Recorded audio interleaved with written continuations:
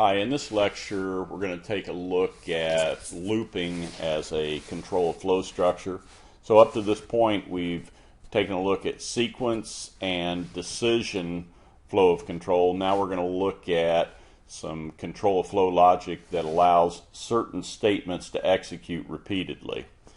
And there's actually two JavaScript statements that we're going to be using to implement repetition structure or looping structures. One statement being the for statement, the other one being the while statement. And I'm going to begin with the for statement and just hold off on describing or discussing anything about the while statement until I'm ready for it. But for now we're going to be looking at the first of two looping statements that are available to us in the language. Statements that will control whether or not certain program code executes repeatedly. And the for statement is what's called a fixed iteration pretest loop structure. Okay, so that's kind of a mouthful, but what that means is fixed iteration means that it's a loop structure that's designed to iterate a fixed number of times. So if you're going to use a for loop to implement some kind of program logic, then you have to know, the program will have to know how many times to iterate. So this is appropriate to use if in the course of repeating statements you know in advance how many times those statements need to be repeated. We'll find out the while loop doesn't work that way. But for now the for loop is fixed iteration. It's also a pretest loop structure, meaning that a test is performed at the beginning of the block of code through the control statement, the for statement, and it's at the beginning of the block of code that a decision is made whether to get out of the loop or repeat the process. And I'll explain the details of that here just in a moment. Now, the program example that I'm going to develop actually across three programs is one that generates the Fibonacci sequence. So, if you're in tune with popular culture, you may recall a few years back there was a book that was popular called The Da Vinci Code, a book by Dan Brown called The Da Vinci Code. And in this murder mystery novel, the Fibonacci sequence was used to unravel the crime that occurred. So that's not the only place the Fibonacci sequence occurs. It's an interesting sequence just from a mathematical standpoint, and it's also a sequence that manifests itself in nature. So you can read about the Fibonacci sequence, and for our purposes, I'm going to show you how the sequence unfolds, and we'll look at how we could use looping control flow logic to generate that sequence. Okay, so let me demonstrate here just by running a program I've written. So I'm going to open this with a browser, and if I want to generate the first 10 Fibonacci numbers, I'll know in advance how many numbers I want to generate, and so I'll tell it an upper limit of 10 and click generate sequence, and you'll notice that this is the Fibonacci sequence out to 10 places. 1, 2, 3, 4, 5, 6, 7, 8, 9, 10. And if I go out to 15 places, it would be 115 more than I want to do, the sequence would look like that. Okay. Now what you'll notice from both examples, and I think I'll even back this off a little bit, we'll make this 5. We'll generate a sequence with 1, 2, 3, 4, 5. Now when I generate the Fibonacci sequence, whether it's generating 5 numbers in the sequence or 500 numbers in the sequence, it's always going to begin 0, 1, 1, 2, 3. Now why is that? Well, the first two numbers are how you seed the sequence, okay, how you get it started. So the Fibonacci sequence always starts with Fibonacci 1 being 0, Fibonacci 2 being 1. Thereafter, the next Fibonacci number will always be the sum of the previous two. So in the case of Fibonacci 3, it's the sum of Fibonacci 1 and 2. 0 plus 1 is 1. Fibonacci 4 is the sum of the previous two Fibonacci numbers. Fibonacci 2, Fibonacci 3, 1 plus 1 is 2. And Fibonacci 5 is the sum of the previous two, which would be Fibonacci 3 and Fibonacci 4. 1 plus 2 makes 3. And then you could predict that Fibonacci 6 would be the sum of the previous two, which would be 2 plus 3 equal 5. And if we put in 6 here, you'll see that it is 5. Okay, so if I put in 6 or if I put in 16, the sequence will always begin in the same fashion. Now I've overflowed my text box there, so you're not able to see the very end, so don't be thinking that the 16th Fibonacci number is 6. The reason for that is I've exceeded the amount of space that I have available. So we'll find out that for something like this, a text box is not necessarily the greatest interface element to use. And next week, as we look at HTML5 and the document object model and so forth, we'll find out there might be a better way to do that than using a text box here. Okay, but for now, we'll live with what we've got. And let's take a look at the program code. Okay, so I'm just going to look at the code from the browser by viewing page source. And what you'll find is the usual stuff here, you know, at the very beginning. And so I've got a lot of comment statements and so forth. And then in the script section, I have a function to generate the sequence. And I also have a second function to clear the form. Okay, so let's take a look at the HTML that makes up the form first. So if I go down here to the body of the web page, you'll notice that in the form section where I create the graphical user interface, right, I'm using a table, and that table has 2 rows, and each row has 2 columns.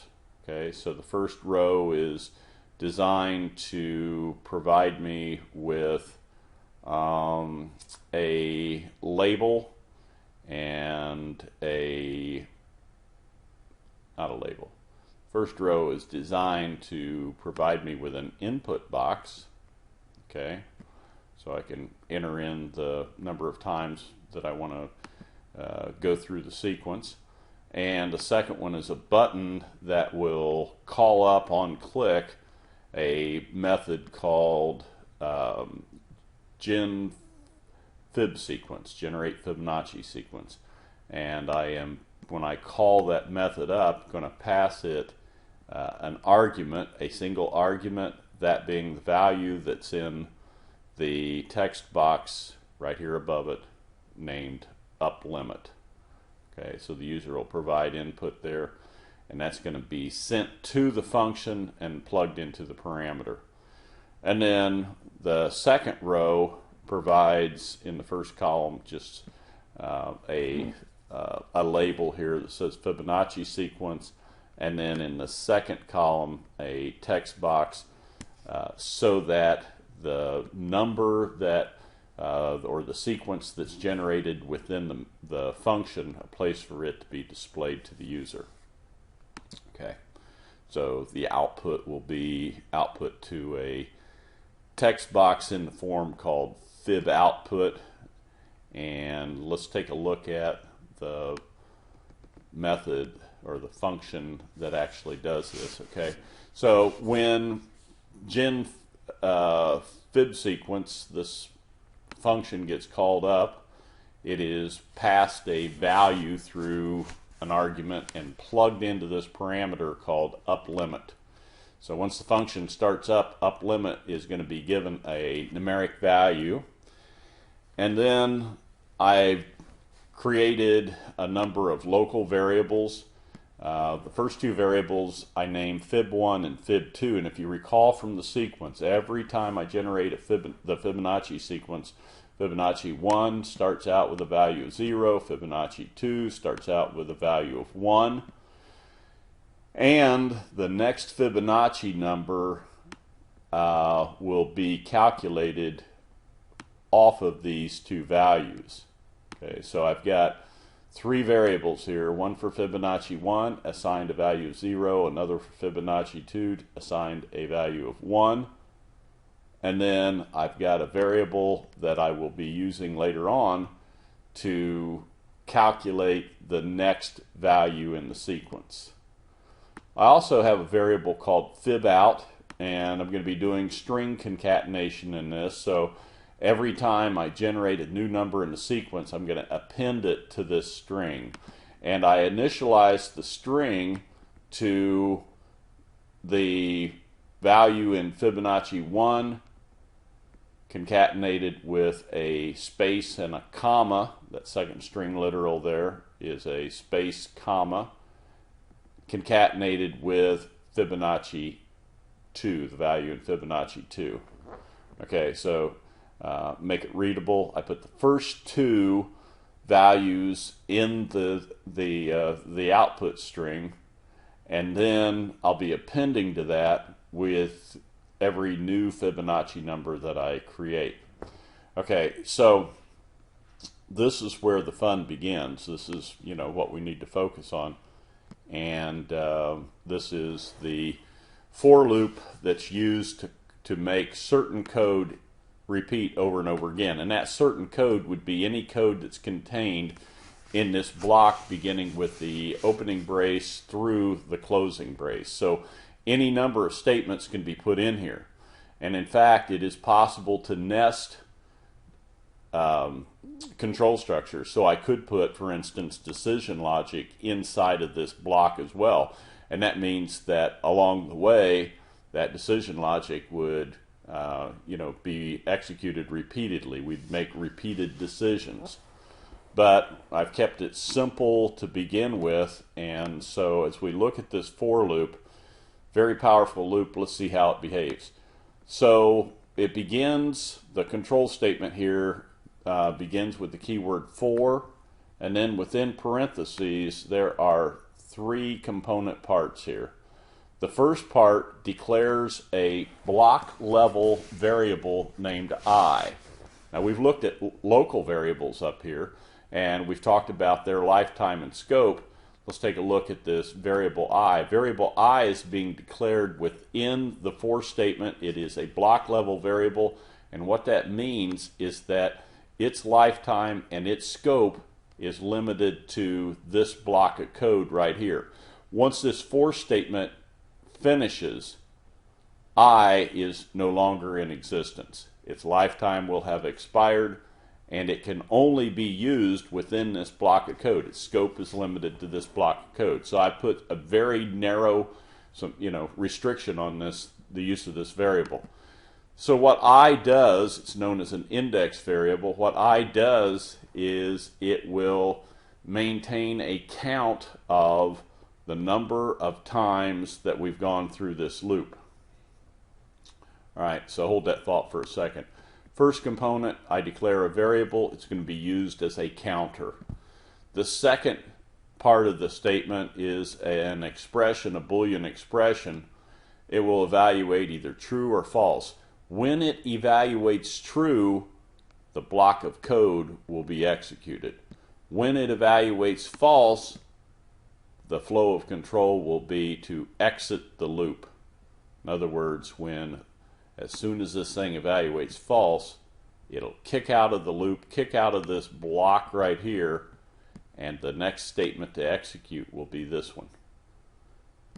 And then finally, I have a incremental operator used to change the value of my loop count, of my index variable. I++ is the plus plus is the shortcut incremental operator in C-based languages that bump up a value in a variable by 1. So this is going to take whatever i's current count is and add 1 to it, make it 1 greater. All right, so that's a lot to kind of wrap your head around. So let me now walk you through this program code, and you can see how the whole thing plays out in a sort of a concrete way. So backing up, let's say for instance I generate Fibonacci sequence with a value of 4. So we input 4 into loop limit. Fib0 would be created and set to 0. Fib2 created, set to 1. Fibout, where I'm going to store the sequence within this function, is going to be set to the string value 0 concatenated with space comma 1. So 0, 1 get put into the string and assigned to fibout. Curfib is created. It's going to be used here momentarily, just created but not set to any value. The next statement to execute is the for statement. This is a pre-test loop structure. So a test is going to be performed here to see whether it should execute this code or not. And the way it starts out is the very first time the for statement executes, a variable called I is created and it is initialized to some value. Now, normally we would initialize it to 1 or possibly 0 as starting value, but we don't have to. And because we've already created the first 2 numbers in the sequence, then I've decided to go ahead and initialize it to 2. I've already got the first 2 created. Okay, now I could have changed this to 3. As I'm thinking about it, 3 might have made more sense, and then I would have made this operator less than or equal. But let's just go with what I have here and try to follow along. So I create a block level variable called I. That variable will exist for the lifetime of this block of code. It's going to be initialized to 2, and so that happens one time and one time only. That declaration and assignment happens once when the for statement executes initially, and then you'll never see this happen again. All right, so what happens beyond that? Well, after the very first time, after creating the variable and initializing it, on the first, the second, and all iterations of the for loop, a test is performed to see whether or not this expression is true or false. If it is true, in the case 2 less than 4 is a true expression, then we'll execute the body of the loop. So continuing on with this, we ignore this for the moment. We would see that this would evaluate 2 less than 4, and that would be true. So we drop into the body of the loop and begin executing code. And what it does, this is a little bit confusing, but bear with me. What it does then is it performs an arithmetic operation and takes the numeric value in Fib1 and adds it to the numeric value in Fib2. So we would create our third number in the sequence. The current number in the sequence would be our third number. We would be multiplying 1 times 0 makes 0, and then adding to it 1 times 1, which would be 1. 0 plus 1 is 1. 1 would be assigned to curfib. And then I would take whatever is in Fib2 and put it in Fib1. I'm always keeping track of the previous 2 Fibonacci numbers. So Fib2 would have a value of 1, and that means I would assign 1 to Fib1. 0 is destroyed, and 1 would replace it. Then the value of curfib, the value that was just previously calculated, would be assigned to fib2. And at this point, fib2 would be assigned a value of 1. Now, if you think about the Fibonacci sequence, it starts out 0, 1, and then the third number is 1, okay? And what this is doing is setting things up so that in the next iteration, it's able to calculate fib4, which needs to be, did I get that right? Yeah, fib4, which needs to be Fibonacci 2, value of 1, plus Fibonacci 3, value of 1, which should calculate to be 2. Okay, so 1 plus 1 equals 2. And we would go ahead and assign the current Fibonacci number to fib2. That's where 1 gets assigned. Now at this point, Fibonacci 1 stores a value of 1, Fibonacci 2 stores a value of 1. And then we take whatever is in fib out, which was initialized to 0, concatenated with space, comma, and then the value in fib2, which would have been 1, 0, space, comma, 1.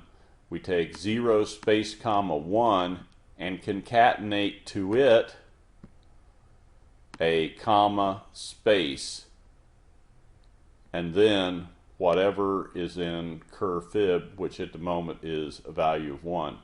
And at that point, if you're following along, fib out at this moment in time, when we're at the end of this block of code for the very first time, will store the value 0, comma, space, 1, comma, space, 1. That's the last line in the block of code. And on every iteration of the for loop, when we reach this endpoint right here, program control passes back to the for statement again. Thus the idea of a loop. It's going to loop back to the for statement. Okay? And now we're at the point where we've got to decide, do we repeat again? Now, I told you previously that this component of the for statement is executed initially but is ignored thereafter. So on the second and all subsequent executions of the for statement, when control passes back to the for after executing the block of code, when control passes back to the for, here's what happens. This incremental operator is applied to the index variable. I previously had a value of 2. It gets bumped up to 3. Then, secondly, this relational expression is evaluated. In this case, it would be 3 less than 4. 3 less than 4 is a true expression, so it would drop into the loop again and begin executing the program code. And we would take whatever is in Fibonacci 1, which is a value of 1, and add to it whatever's in Fibonacci 2, which is a value of 1. 1 plus 1 equal 2. Assign 2 to cur fib. Then update things so that Fibonacci 1 is assigned the value in Fibonacci 2. So Fibonacci 1 would be assigned a value of 1. Okay, so the 1 that's in Fibonacci 1 is destroyed and a new value of 1 is put in its place. Then cur fib, being a value of 2, is assigned to fib2. Fib2 now has a value of 2. So setting things up for the next iteration, Fibonacci 1 will now be equal to 1. Fibonacci 2 will now be equal to 2. And we will concatenate here, append to this string whatever's in fib out, which is currently 0, 1, 1. We would append to that whatever's in cur fib, and that's going to give us 0, 1, 1, 2. and control passes back to the for statement. So we're at the end of the block of code, if I'm remembering all this in my head. Control passes back to the for statement. I would be incremented. I would have a value of 3. It would be incremented to 4. 4 less than 4 would be a false statement, at which point we would no longer execute the body of the loop, but rather exit out of the loop and assign our output. And if I'm remembering all this, holding all this in my head, we would have 0, 1, 1, 2, which would give us the first 4 numbers in the Fibonacci sequence. Okay, hopefully that makes sense. And what we've seen then is how we can make a block of program code execute repeatedly. Now I want to come back to this. As I was explaining it, I started to veer off and offer some further explanation of what's going on here, and decided just to explain it and then come back at the very end and try to clarify what's going on. You recall that the plus operator is an overloaded operator in JavaScript. Okay, so it performs 2 possible operations depending upon the context in which it's used. When it's used here, it performs string concatenation because this operand and this operand are both string values. Okay, so it recognizes these as strings, is performing string concatenation. That's the way JavaScript wants to do things. It defaults to using the plus operator for string concatenation. But what if you want to perform addition? Well, a way, there's more than one way to do this, and it's a little bit awkward, but a way of doing this in JavaScript is to signal that you want an arithmetic operation performed by doing an arithmetic operation in advance of the plus. Okay, so you'll notice I have things set up in parentheses, and I'm multiplying through, so the asterisk is the multiplication operator. I'm multiplying through by 1. Now in math, 1 is called the multiplicative identity operator. Is that right? The multiplicative identity element. The multiplicative identity element, which is a fancy way of saying that if I multiply anything through by 1, it does not affect the original value. So that has a benign effect in terms of the arithmetic consequence, but what it does is it signals to the language translator that we're doing arithmetic in this expression. Treat that as an addition operator. So it's going to perform the benign arithmetic here, it's going to perform the benign arithmetic here, and then take the results and treat them arithmetically. And that's how I can get the language translator to understand that I want to do addition as opposed to string concatenation. All right, now I'll admit that's kind of an awkward thing to have to do, and I don't like it any better than you do probably, but that's the language and the way we deal with it. Okay, so finally, after it has concatenated this sequence here, appending a new value, the current Fibonacci value at the end of the string with every iteration, then when it finally breaks out of this loop, one time only, this is outside of the loop, right? Loop ends right here. So one time only, what does it do? It takes whatever that concatenated value is, and it assigns it to the fibout text box in the form section. So if you go down and look at the form section again, You'll see the form name is FibForm.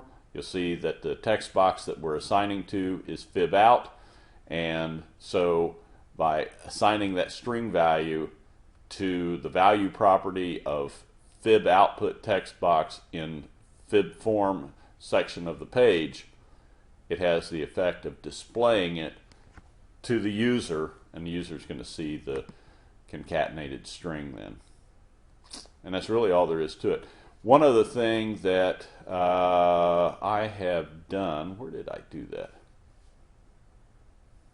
I thought I did it in here. Okay, maybe I didn't. Maybe it's in the next program. Okay, in this program, I have the clear form function. Okay, so I can manually click another button and clear out the text boxes and put the focus back in there. And there is a mistake right here. I'm not actually using it, but I've corrected this in at least the third program. I think the second program too. I will leave it to you to figure out what the problem is. Okay, so you can analyze this program code. You can clear things out. So if I clear things out, that reset button doesn't seem to work. Okay, why doesn't it work? Well, because this line right here is in error. Okay, now the nature of this programming language is that oftentimes the syntax errors will manifest themselves also as runtime errors. So there's actually an error occurring here, and I leave it to you to figure out what that problem is. Okay.